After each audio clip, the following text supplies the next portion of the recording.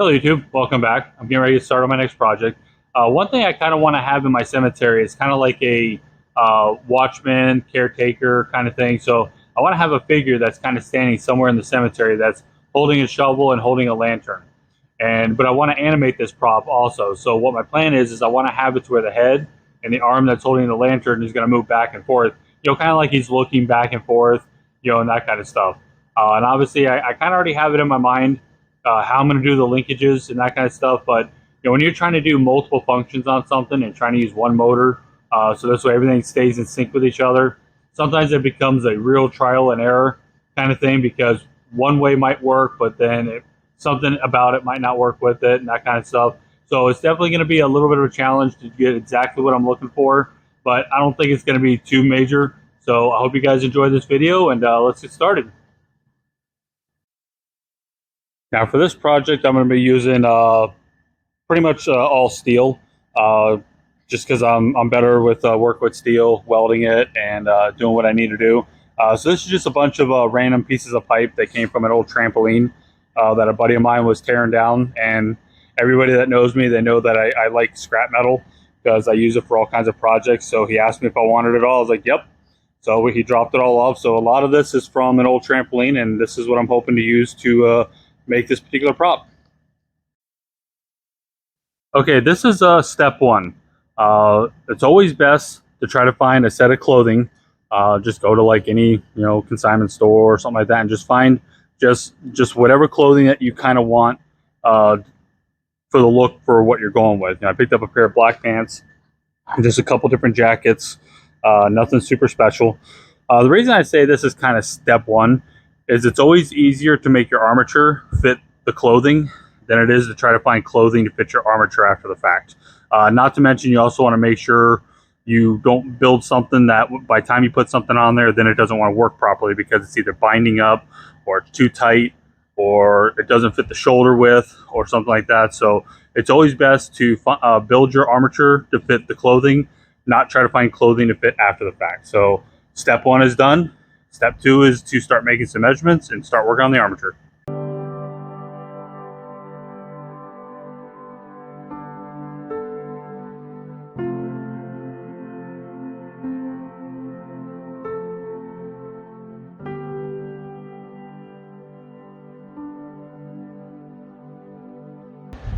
All right, to kind of show where I'm at the moment is I have a couple pieces of pipe here. One of them has, hopefully you see it good in the camera, has a nice little bend here, which I figure is going to be good for the knee area.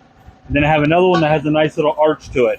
And the reason I put these together in this particular fashion is I'm kind of figuring, obviously, if you see somebody holding a lantern, they're not standing like they're at attention kind of thing. They're not like standing upright, they're kind of crouched over a little bit. They kind of lean in because they're trying to see what's in front of them kind of thing. So they're kind of hunched over a little bit. So that's why I wanted to have like this nice little arch here, which I think is going to be really good. And then obviously each one of them have this little bung on them. So I'll be able to put a piece of pipe between the two. That's what's going to keep them from twisting. And then you can see I built these little feet here, and this was going to allow it to go right inside here to essentially hold my prop up. Now I haven't fully anchored this down. The reason why is because I might be pushing this forward. I might be bending this a little bit more to determine my angle that I want, and then I'll weld a L bracket, like a regular L bracket back here, so I can put an extra bolt, and that's what's going to keep my angle where I want it. Now where I got these from is on that curve pipe. You see they got these pieces on here. There's one on either end. Now the piece that I cut off, the drop piece, you see it was originally right here. I just cut it off so I could put a bolt in here and it slides right in.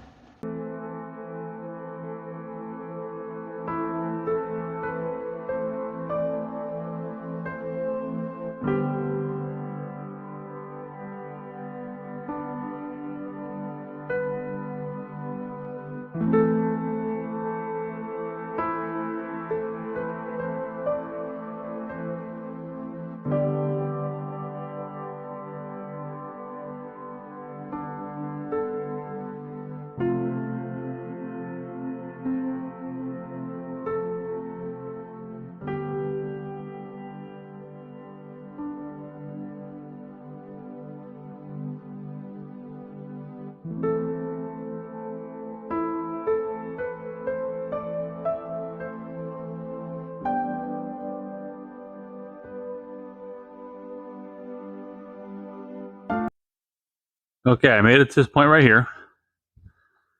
You can see I originally started welding this arm on. You can see where, but then I cut it off, and the reason I cut it off is because I realized I'm gonna have a lot of trouble putting the jacket on if that arm is that long. So my game plan is after I get the jacket on, I'll be able to just slide this in place and then put a screw in there. That's why I have like the little reference point so I can get it back in the same spot. And then if I gotta ever take the jacket off, then I'll slide the sleeve up, pull the screw out, pull this off, and that'll allow me to get the jacket off. You see I got the arm on here. I got it on a hinge so it can rotate back and forth. I got the hinge obviously set vertically at a 90 to the floor. That's so the arm has a nice natural swing. Now it does look like it's sitting kind of high at the moment, but the whole concept of that is a lot of times, when you think about, when you see people holding lanterns and they got their arm up and their hands kind of down like this, usually the hand is almost at their sight line, and then the lantern is kind of down this way a little bit. So it's kind of my idea here is once the head's on here and the eyes are probably going to be somewhere in this area right here, you see the hand is going to be just below the sight line, and then it's obviously going to go down like that. So this way it kind of gives it a more natural kind of look to it. All right, I'm starting this morning off by checking the jacket. Now everything is kind of cooled down. I just have this sitting right here just to make sure the jacket stays on my center line. But you see, obviously I'll have to probably do a little trimming with the pipe here. Like I said, I left it a little long, but you see it's going to move nice and freely. And then, like I said, once I put my wire and all that stuff here to kind of create, more depth, the jacket's going to come out more, so it's not going to look so flat looking. But so far, I like the movement that it has.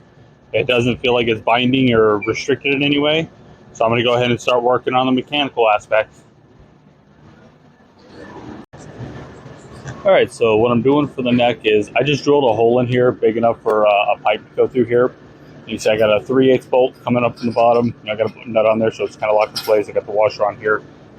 So I'm using one of those sleeves. It's for like concrete work where you drill a hole in the concrete. This with a bolt goes inside there, and as you tighten the nut up, this right here flares out, and that's what locks onto the concrete.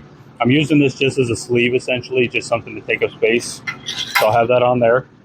And then I have my pipe itself.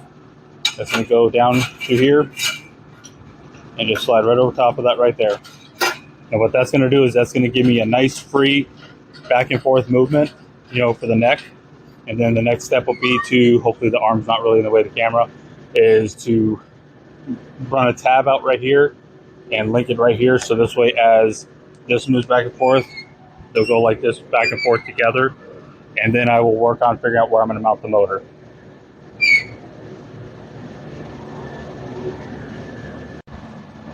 Yeah, kind of show where I'm at the moment with the linkage. This has definitely been a bit of a trial and error, kind of situation, just because of the nature of the arm and the way I have everything kind of put on there. I put the link right here, the little tab, because I was trying to get it as far away from way out here as possible, because obviously I got the jacket going on there and I'm trying to keep everything, kind of confined. But what was happening is once this gets to a certain point, it's no longer pushing this direction no more, because it's kind of getting to the point where it's kind of starting to go backwards this way. So just having a link go straight from here to here and then hooking the motor up to here somehow wasn't working, because I was getting like almost like a binding, where once this moved all the way over, if I tried to grab this and turn it this way, I wasn't getting no push here. So I realized that I'm going to have to do all my pulling and pushing from here with the arm, and then just let this float with it, which is going to be the easiest. And then what I had to do to counteract that portion where I lose the pulling portion of it is, you can see I mounted the motor back here and have the link coming this direction. So this way it's counteracting the part where it kind of gets that dead spot and allowing me to still have the arm move back and forth. So that's why the motor's back here. And then for the motor, I just took a piece of pipe, I cut it down the middle, cut it about halfway around, both sides, and then welded a nut on here and then a larger one right here so this spins freely through here. And I just clamped this down, that's what holds the motor. And I left a little bit extra right here so I can weld to this bracket right here. Right now I just have it clamped because I'm just giving you some test runs and see how everything's working, make sure I don't got no binding or anything like that. And then the linkage that I had to put up here, you can see where it's kind of bent. The reason I had to do that was because once it starts hitting that dead spot, at least by having this going this way, it's still giving myself that last little bit of pull that I need in order to continue making the neck move back and forth. You see I got a little reference line here showing, you know, the movement of it. And I still got a little more this way than this way, but it's not too bad. You can see how far it moves over. So there's definitely a trial and error, but I do got the linkage working pretty good. The next is to put the jacket on just to see how it works with the jacket on there. And if everything looks like it's going to be fine, then I'll start doing all the ribs, the metal stuff to try to, float it out and make it look like it's supposed to. All right, I tossed the jacket on here. Seems to be moving pretty good. Doesn't seem to be having any kind of real restrictions. You see the motor's actually working pretty good. It's not doing a thing where it's kind of reversing directions. And obviously once I put the wire on here to push the jacket away from everything, and then I'm going to cut this excess off, and then when all the wire goes on and I put the white shirt on here, or a strip of a white to make it look like a shirt, that'll cover all this right here. So now that I know it looks like it's working pretty good, I can continue moving forward with making the clothes fit better now.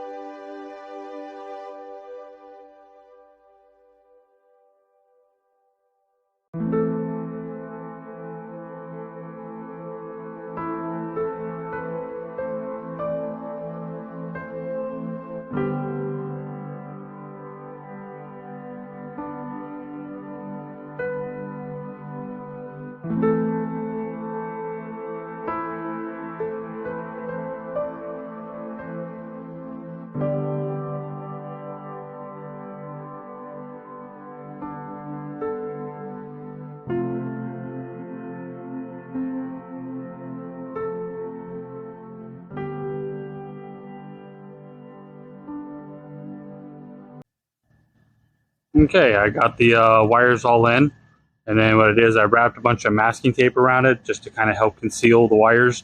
And then on the front here, I took a thin piece of cardboard like from a cereal box and put that on the front here, so this way when the shirt goes on, it helps make sure you don't see all the individual ribs from the wires and stuff like that. So it gives it much more of a natural kind of chest look to it.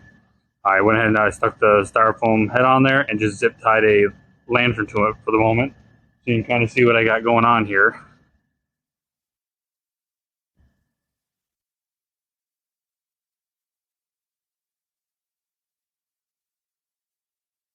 But the next step is to start, figuring out if I'm going to do the full shirt or just cut it to where I can just kind of have it in this area and then do the jacket, or if just putting the shirt on there looks a little bit better than doing the jacket. I'll have to try to make that decision very shortly here, and then hopefully I can get this finished up.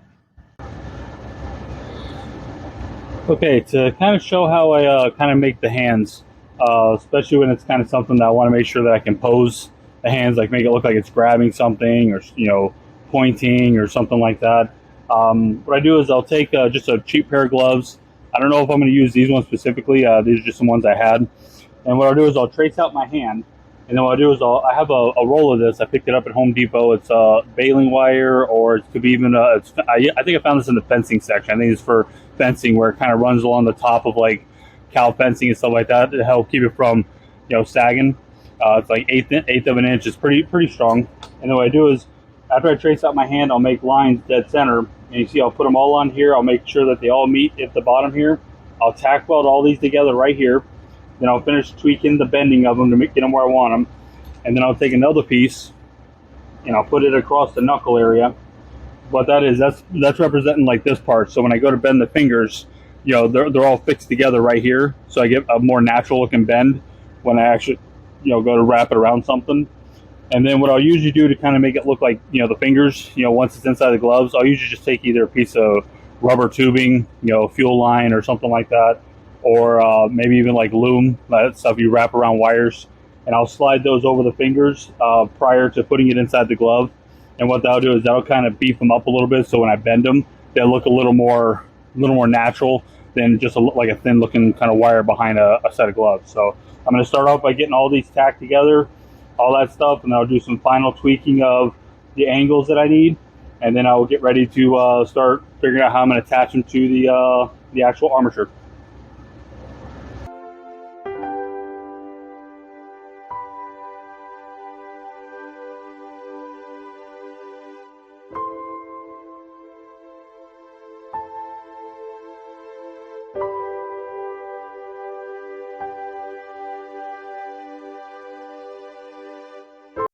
All right, I got the hands all welded up. I got some rubber tubing on the fingers. I went and picked up a set of like those leather, gardening gloves. Just something super cheap. Goes apart. Now, pretty much, I should be able to. I got to bend the thumb down a little bit.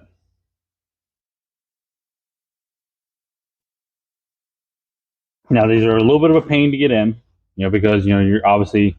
You can't bend these like you normally would your normal fingers.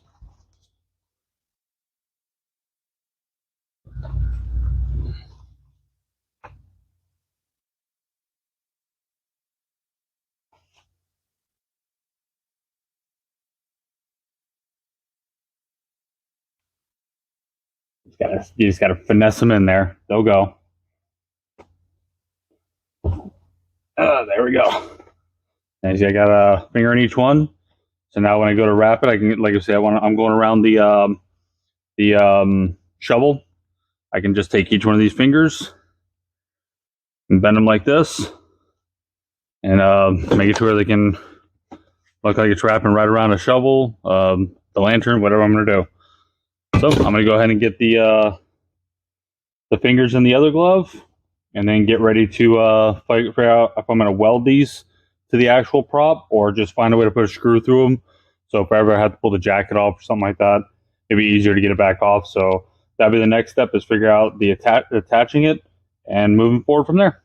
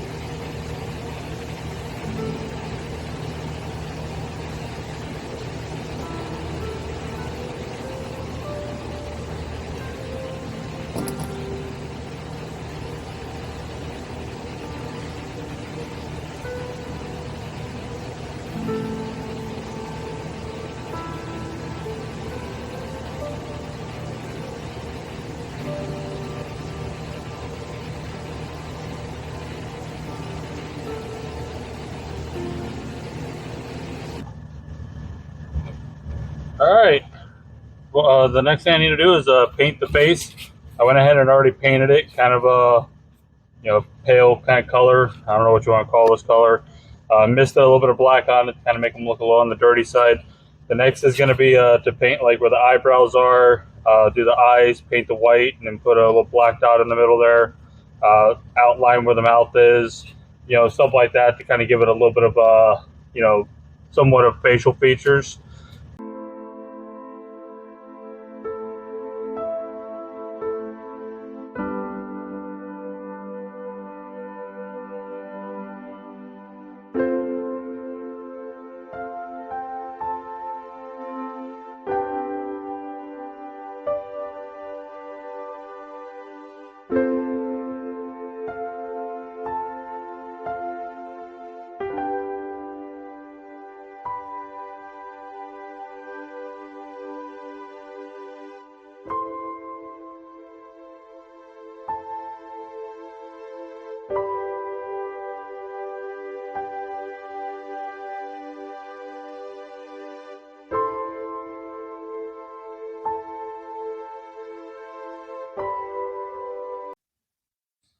All right, I figured I'd put some hair on it just to kind of, you know, give it a little more of a creepy kind of vibe to it. Put a little bit of facial hair on the front to kind of hopefully hide the lower portion of the neck where it's not fully hidden behind the shirt.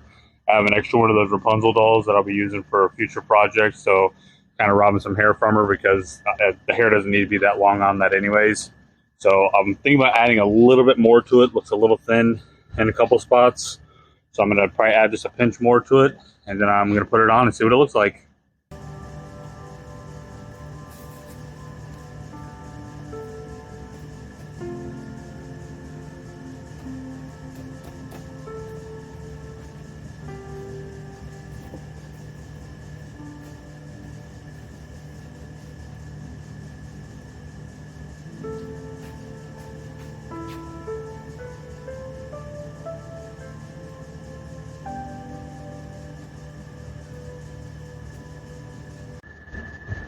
Okay, I would say he's about 95% done. I still got to find some shoes to put on him, paint that lower section black. I do have a few pieces of grass, plastic grass left over from that animated coffin that I did. I'm going to kind of glue those pieces in front of the shovel just to kind of hide the edge from the shovel to the wood. And then I'm going to wait till it gets dark, and I'm going to put some ambient light on him to try to see how he looks with it hopefully being dark and kind of creepy looking. But overall, it seems to be working pretty good. Every so often, because of the nature of those motors, every so often I notice it'll kind of do that reversing thing. I think, maybe something with the jacket. So I'm going to have to do some exploring to see if I can figure out what's kind of going on with that. But other than that, he seems to be working pretty good. Doing exactly what I wanted it to do. The arm and the head moving together, looking like he's looking back and forth. All right, I guess I get to start all over again. These things happen. I was talking earlier in the video how I noticed that the motor was every so often would do its little reversing thing. Well, now it's doing it nonstop consistently. So I pulled everything off as far as like the jacket, anything that would create any kind of resistance, and it's still continuing to do it. And I also noticed that my linkage right there that's attached to the motor was jumping, but it's tight. So that tells me there's something wrong inside the motor. So I mean, it's an old one. I've had that motor for quite a few years. So I guess it finally just decided it's done. So I'm going to switch it out to one of these. I picked this up quite a while ago. I just haven't used it for anything yet. I have used these before in the past. They're a nice, strong little motor. The only downside is they're 12 volt. So that means I'm going to have to link it to the animated coffin and the lights within my system, but that's fine. I got a power supply. I got two of them that are 10 amp power supplies, so it'll be more than enough power to run it. So I'm going to go ahead and start tearing it apart. I'm only going to tear apart what I need to tear apart to get in there and fix it. So let's get started. Okay, I'm in the middle of doing a little bit of back surgery here. I took these three ribs out. They just slide into the plywood, so I was able just to pull them up and get them out of my way. I got the motor out. I just got to cut this out now. I'm going to leave this in because I'm still going to use this as my bracket, but I'm going to go ahead and get this removed. I'm working on the mounting bracket for the other motor. The other motor is obviously attaches differently. This one has 4 little screws that hold it on. So I just took a piece of cardboard, put a big hole in the center so I could put it over top of it, put a little bit of paint around the place where the screws go to make reference points, and then just transferred that to a piece of steel, just like that right there. So now I got my piece made. Now I just got to cut it to the length that I want to cut it to. I don't want to cut it until I know for a fact how much I want to cut this off. It determines on exactly how I want it to sit inside the prop.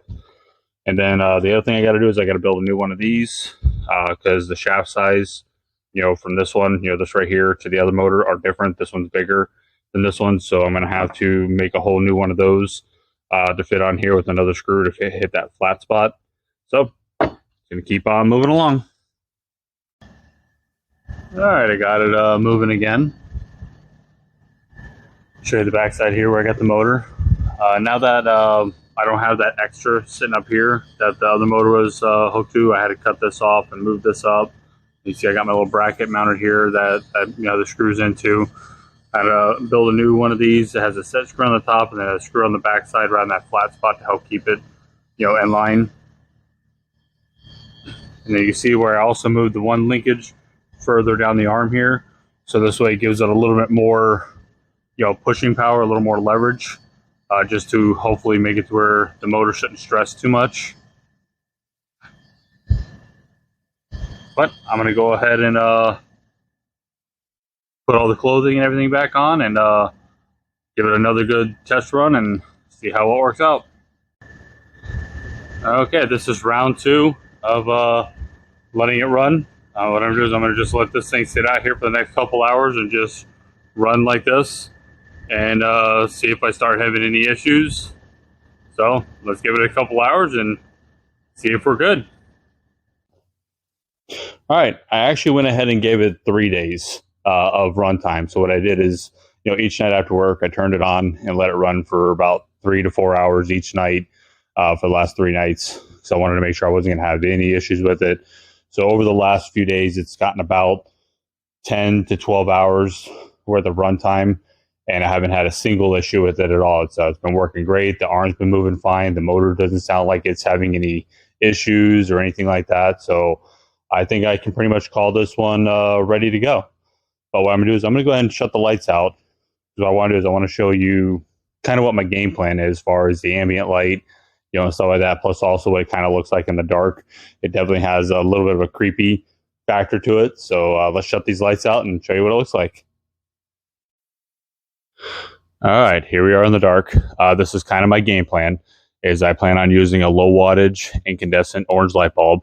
I'll be narrowing the beam down. My concept of that, or the mindset, is I want to give it the illusion that the lantern is what's lighting them up and not, extra lighting around. Now, obviously, there's going to be lighting, kind of floating around, the cemetery display, all the extra ambient lights. So there'll be some extra light on them. But the main light that's lighting him up, like his face and stuff like that, I want to give it the look that the lantern is what's doing that, that effect, essentially. I do like the way I made it to where the head follows the hand. It kind of gives it a lot more realism that he's looking the direction that he's aiming his light. He wants to see what's in front of him, so he's actually looking that direction. I like that aspect of it. I do got to say the facial features I think came out pretty good. The eyes definitely have a little bit of a weird creepiness to him, when he turns his head and he looks at you, especially with the low lighting that it has on there. But I think that's just going to add that level of creepiness to the prop. So I look at that as being a bonus. That's a plus. But if you all enjoyed this video, hit that like button, subscribe, and as always, thanks for watching.